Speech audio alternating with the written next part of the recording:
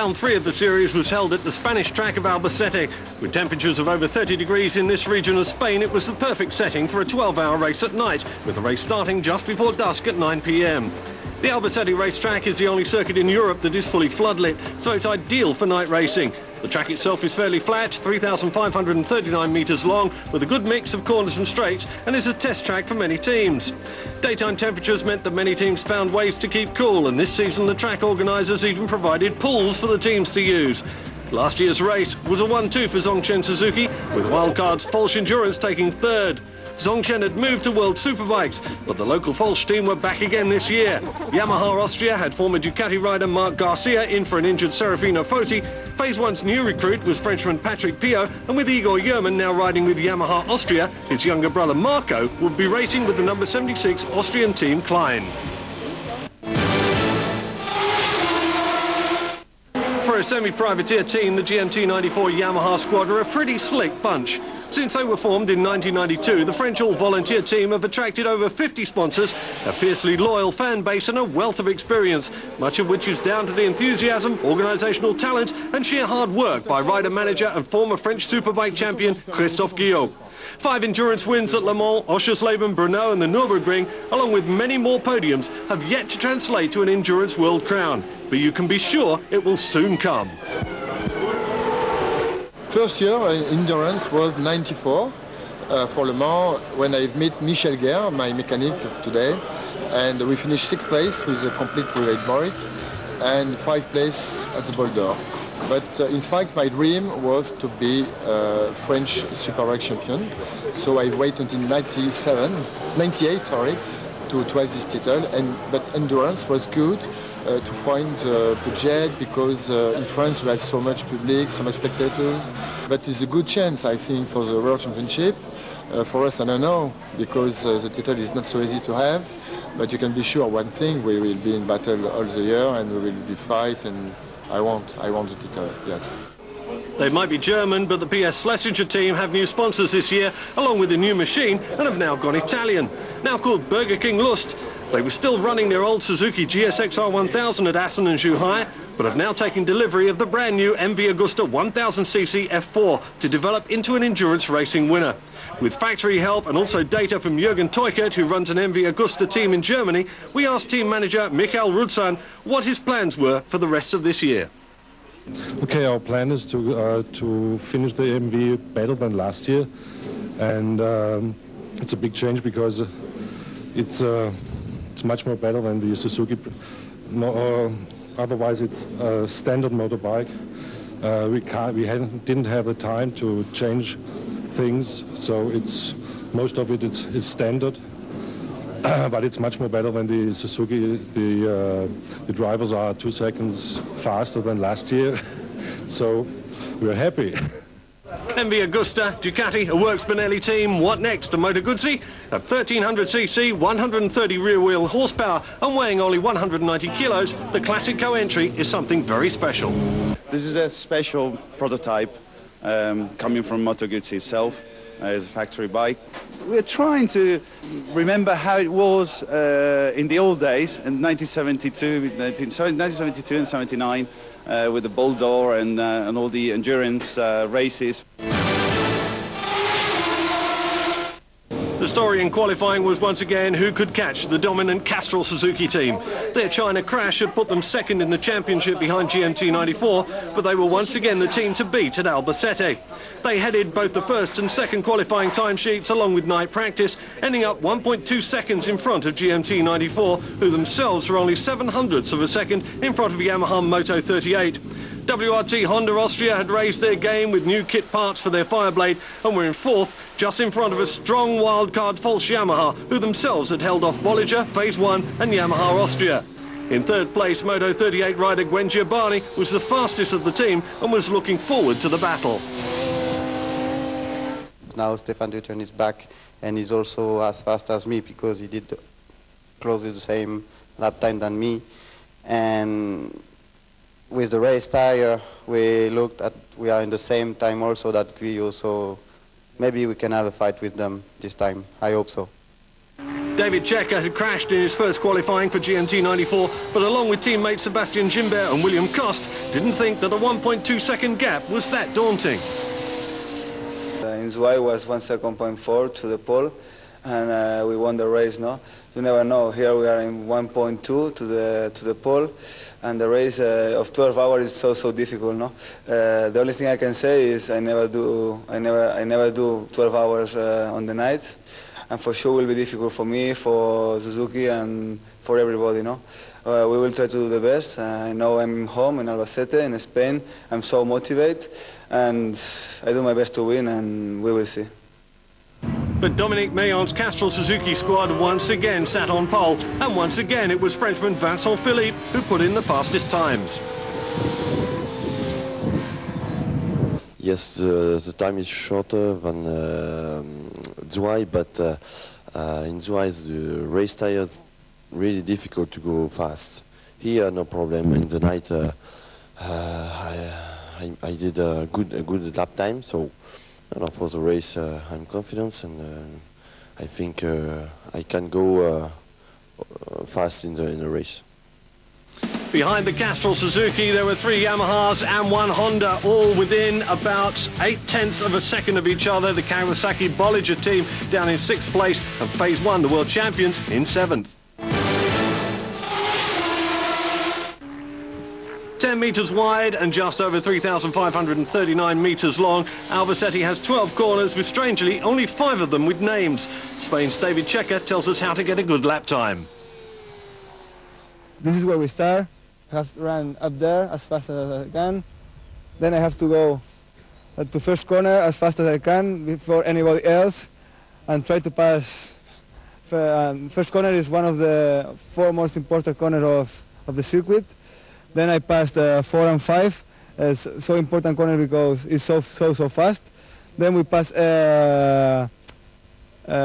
6, 7, and we arrive to 8 corner 8. It's a little bit parabolic, and we have to press so much the bike to try to open so fast and go fast. And then we passed 9, 10, and 11, and we arrive up there. It's the last corner, and we have to do this corner as fast as we can to win the race.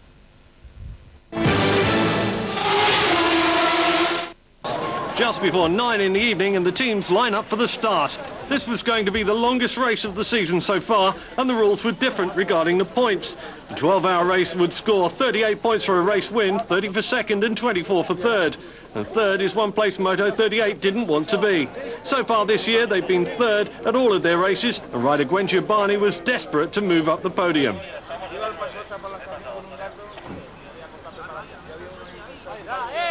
The race starts, and once again the Swiss Bolliger team get away well on their ZX 12R Kawasaki, but it's the Yamaha of Moto 38 that gets into the first corner ahead of the pack.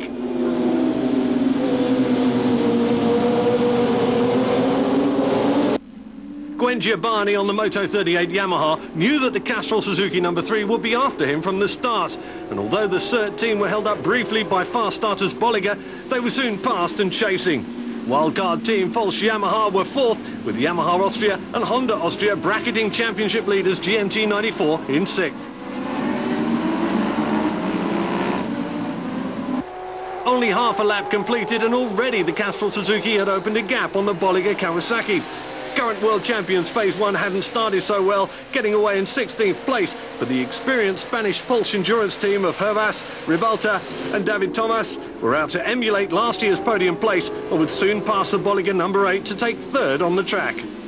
Meanwhile, it was the 2 Frenchmen, Giovanni and Philippe, battling at the front, the Moto 38 rider on a mission to finish higher than the team's perennial 3rd place. The end of the first lap, and Castrol Suzuki's Vincent Philippe was starting to realise that he'd have a real battle on his hands with Gwen Giovanni on the Moto 38 Yamaha. Championship leaders GMT 94 were still stuck behind the Yamaha Austria number 7 in 6th place and watching a gap open between the top 2 and the rest of the field. And even Vincent Philippe was having difficulty closing the gap on Moto 38. It was early days yet though, and with 12 hours and over 400 laps to go, nobody was going to take any risks.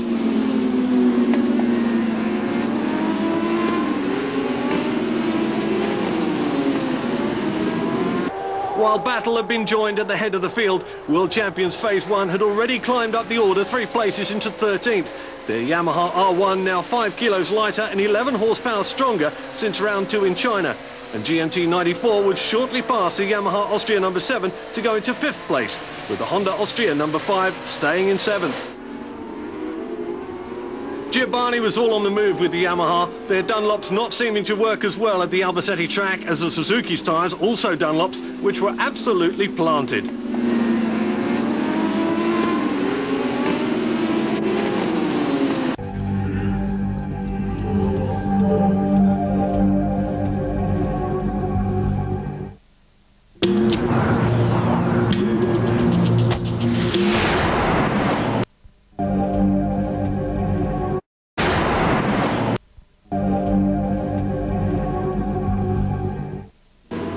Lap 6, and the Phase 1 Yamaha is now into its stride and up to 10th place.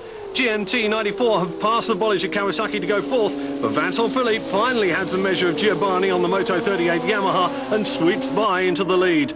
Giovanni's not giving up though and sticks with him all the way, only 2 seconds ahead of the Falsch Endurance Yamaha in 3rd, and the top 4 are now starting to pull away from the rest of the field.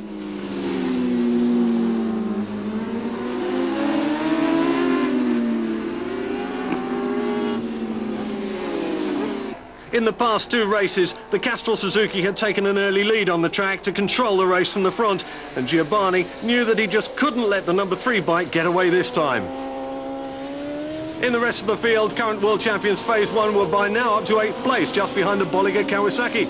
The Swiss Jet Suzuki number 4 was up to 6th, just behind Yamaha Austria number 7, and although GMT 94 in 4th were catching the wildcard Falsch Yamaha in 3rd, they were still losing time on the leading 2. By this time, night had fallen and GMT 94 had passed the Falsch number 20 to take 3rd, but were now 31 seconds down on both the Castrol Suzuki and Moto 38 Yamaha. 36 laps done and Moto 38 were in for their first pit stop, with Gwen Giovanni handing over to fellow Frenchman Stéphane Duturn.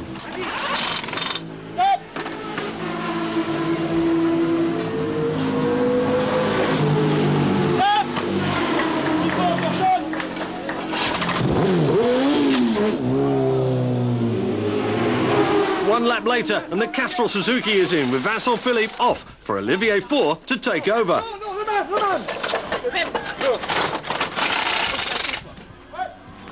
Then it's GMT 94 Yamaha's turn. David Checker taking over from Sebastian Gimbert. Castrol Suzuki manager Dominique Mayon's plans seem to be working so far. Radar! No, it's okay because the good tires, the good condition, the good time, Vincent and Olivier. No, it's very, very happy. But the rest are not finished. The long time, the 10 hours, long, very long. But for Phase 1, it's all gone wrong. Lap 55, and after nearly being black flagged for not having their headlights on, the bike is in the pits, rattling badly.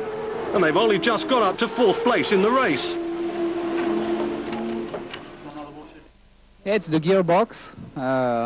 With maybe the problem is not new, because in China during the race, sometime it happened a small problem, neutral, and this time it's just broken. We are very disappointed because in the practice we have got a lot of small problem, and we resolved all the problem. We were very, very fast for the race, and what can I say? It's the 4th race for me this year, and the 4th I got a mechanic problem, but it's life. Next race. So Phase 1 were out of the race. The Falsch Yamaha number 20 in the gravel, and that would cost them dearly, dropping them way down the order from 3rd to 19th place. The yellow headlights are from the GMT 94 Yamaha, now with David Checker on board. The gap between them and the leaders had gone up to over 1 minute, but David was bringing them back slowly, trying everything he knew.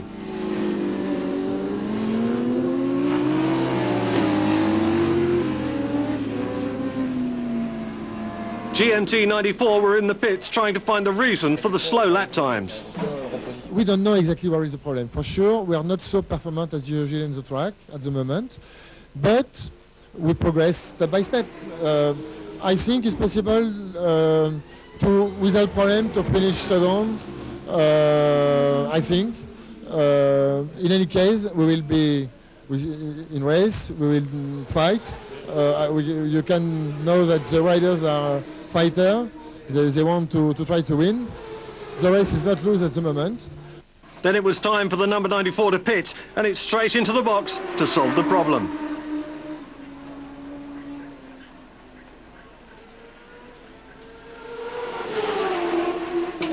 It doesn't take long before Willem Kost is back on the bike and the team rejoin the race. At the beginning of the relay, I try to push and I feel the foot lever that a little bit movement, and every time more. I look and was almost broke, and I tried to finish all the relay 1 second lower, and I finished the relay as fast as I can, but the foot lever you try to see on the bike is almost broke, and I was lucky to don't broke the lever foot and crash. But with the problem fixed, it was time to really push. GMT 94 hadn't lost any places from the problem, just time. They were only less than a minute down on the leaders, and there was a long way to go.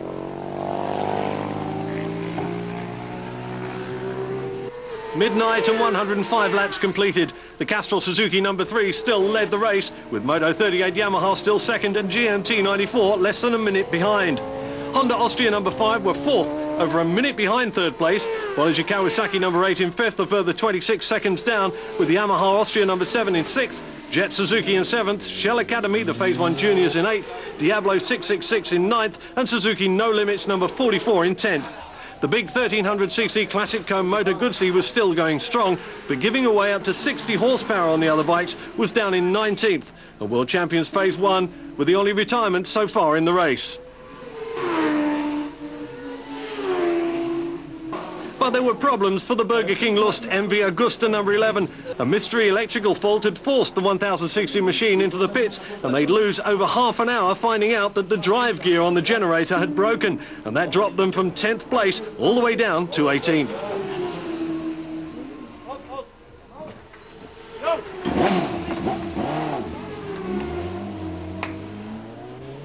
A moment of rest in the Bolliger Kawasaki pit, with the number 8 bike maintaining a solid 5th place. But the number 20 Falsch Endurance Yamaha had retired. The local wildcards had come third last year, but this year a clutch problem had ruined their chances. The British Diablo 666 team had got up to 9th before suffering a misfire. A fuel pump change cured the problem, but they were back in 15th place. Now it was the turn of the big Moto Guzzi. The prototype, based on a Moto Guzzi Daytona, had developed gearbox problems, and the only solution was a complete gearbox change. A very long job for the classic team. Although it took over 1.5 hours, by 4 in the morning, they were back in the race.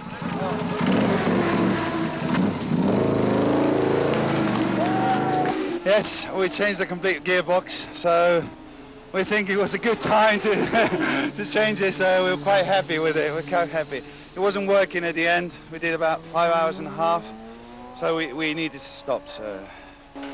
But the MV Agusta number 11 was in again, and this time, although the problem wasn't serious, a lack of spare parts had ruled them out of the race. We have a problem with the radiator because a brake tube, there was a little holder which was broken, so the brake tube always comes to the radiator and it makes a little hole in it. So we lost the liquid and we can't repair it. Throughout the night, most of the top 10 places had remained static, with the Castrol Suzuki number 3 leading, the Moto 38 Yamaha in second, and GMT 94 slowly closing the gap to second place. The Castrol Suzuki had stretched their lead to over 2 laps over second place and were controlling the race from the front as the sun came up. Moto 38 had decided to run 2 riders, with Frederic Jond being dropped in favour of Duterte and Giovanni to try to hold off the charging GMT 94 team.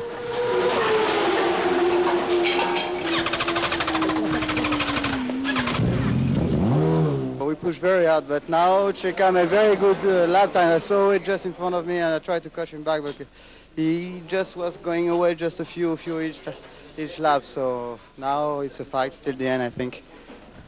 David Checo was by now lapping up to 3 seconds a lap faster than the Moto 38 Yamaha, Moto 38 had elected to put Stefan Duturn on for a short ride, with Gwen Giovanni taking the last relay. Just past 6 a.m. and GMT 94 were only 7 seconds behind Moto 38.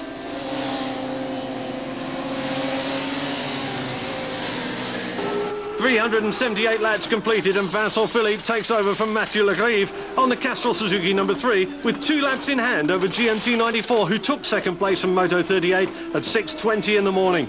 GMT are catching the leaders, but the CERT team aren't unduly worried.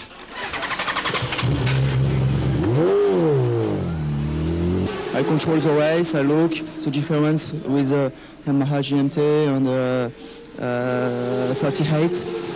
I look, I control. The tire is okay, mechanics is good, no problem. This time there'd be no mistakes and no last-minute crash as there was in China, with Vincent Philippe on board and a 2-lap gap over David Checker on the GMT 94 Yamaha. The Castrol Suzuki would cross the line for the team's second win of the series. As Vincent Philippe did a celebratory wheelie across the line, the win at the Albacete 12 Hours race would give the team 1.5 times normal points. 38 points for the win, but the 30 points for second place would mean that GMT 94 would retain their lead in the World Championship by a slender 2-point margin. Once again, Castrol Suzuki had proved to be the class of the field, and rider Vincent Philippe had the dubious pleasure to receive kisses from absolutely everybody. So, the second race win for Castrol Suzuki, and second again for GMT 94, and a perennial third for Moto 38, with the consolation of the fastest lap in the race for Moto 38's Gwen Giovanni. It was a very tired Moto 38 team that took to the podium, with the team holding second for most of the race. Gwen Giovanni was understandably a bit upset to be third again.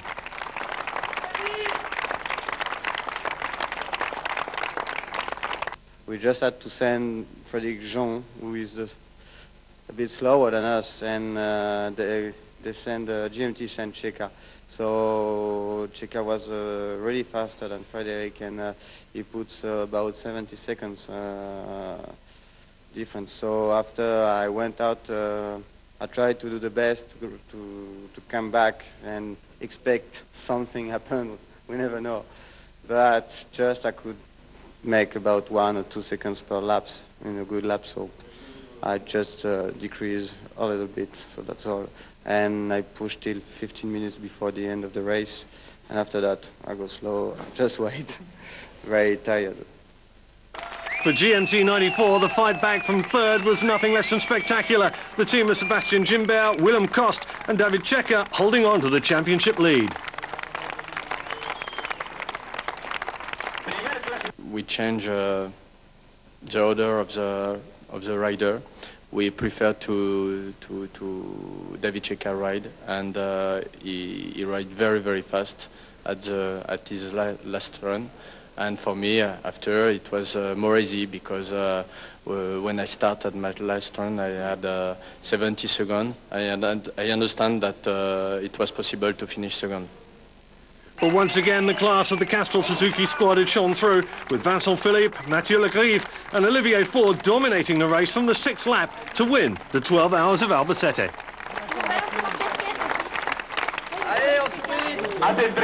The last race in July, a big crash at the end. So here you must stay concentrate. And yeah, the Yamaha 38 is very fast on the night. So you must push hard, because you don't know if it's possible to have a problem, you know. So it's good, very good race. So Suzuki wins most important. Yes, very important win for Suzuki there, and 38 points puts them right back in the hunt for the championship. Only a 2-point lead for GMT 94, but a 19-point gap to third place, and last year's world champions not even in the top 10. Phase 1 down in 21st place. So champagne for the winners, but the next round is probably the toughest of them all. It's a Suzuka 8 Hours on the 25th of July.